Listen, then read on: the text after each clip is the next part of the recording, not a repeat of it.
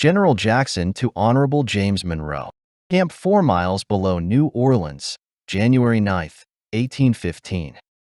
Sir, during the days of the 6th and 7th, the enemy had been actively employed in making preparations for an attack on my lines. With infinite labor, they had succeeded on the night of the 7th in getting their boats across from the lake to the river by widening and deepening the canal on which they had effected their disembarkation. It had not been in my power to impede these operations by a general attack. Added to other reasons, the nature of the troops under my command, mostly militia, rendered it too hazardous to attempt extensive offensive movements in an open county against a numerous and well-disciplined army. Although my forces, as to number, had been increased by the arrival of the Kentucky Division, my strength had received very little addition, a small portion only of that detachment being provided with arms.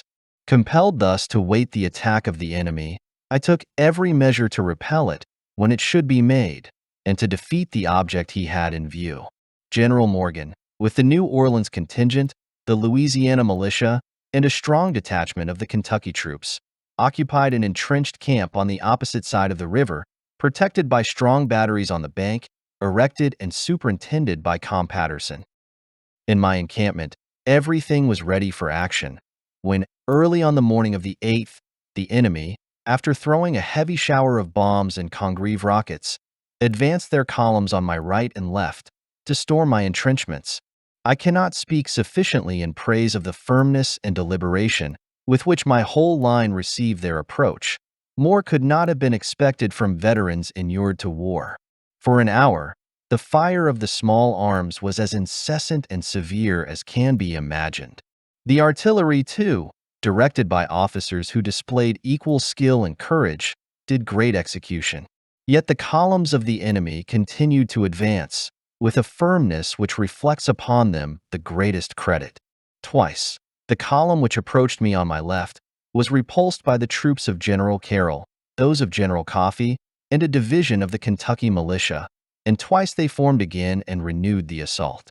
At length, however, cut to pieces, they fled in confusion from the field, leaving it covered with their dead and wounded. The loss which the enemy sustained on this occasion cannot be estimated at less than 1,500 in killed, wounded, and prisoners.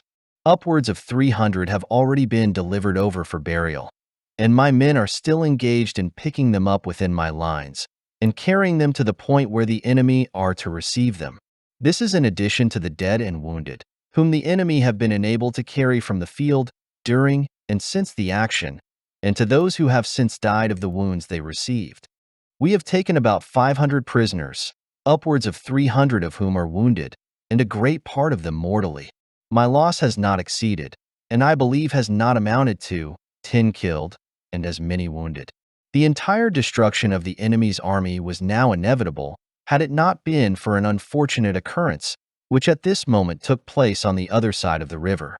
Simultaneously with his advance upon my lines, he had thrown over in his boats a considerable force to the other side of the river. These, having landed, were hardy enough to advance against the works of General Morgan. And what is strange and difficult to account for, at the very moment when their entire discomfiture was looked for with a confidence approaching to certainty, the Kentucky reinforcements ingloriously fled, drawing after them, by their example, the remainder of the forces, and thus yielding to the enemy that most fortunate position. The batteries which had rendered me, for many days, the most important service, though bravely defended, were of course now abandoned. Not, however, until the guns had been spiked. This unfortunate rout had totally changed the aspect of affairs. The enemy now occupied a position from which they might annoy us without hazard, and by means of which they might have been enabled to defeat in a great measure the effects of our success on this side of the river. It became, therefore, an object of the first consequence to dislodge him as soon as possible. For this object, all the means in my power, which I could with any safety use, were immediately put in preparation. Perhaps, however, it was somewhat owing to another cause that I succeeded beyond my expectations. In negotiating the terms of a temporary suspension of hostilities to enable the enemy to bury their dead and provide for their wounded, I had required certain propositions to be acceded to as a basis, among which this was one, that although hostilities should cease on this side of the river until 12 o'clock of this day, yet it was not to be understood that they should cease on the other side, but that no reinforcements should be sent across by either army until the expiration of that day. His Excellency Major General Lambert begged time to consider of these propositions until 10 o'clock of today, and in the meantime recrossed his troops. I need not tell you with how much eagerness I immediately regained possession of the position he had thus hastily quitted. The enemy, having concentrated his forces, may again attempt to me from my position by storm. Whenever he does, I have no doubt my men will act with their usual firmness and sustain a character now become dear to them. I have the honor. Andrew Jackson. Thank you for joining us on this historical journey.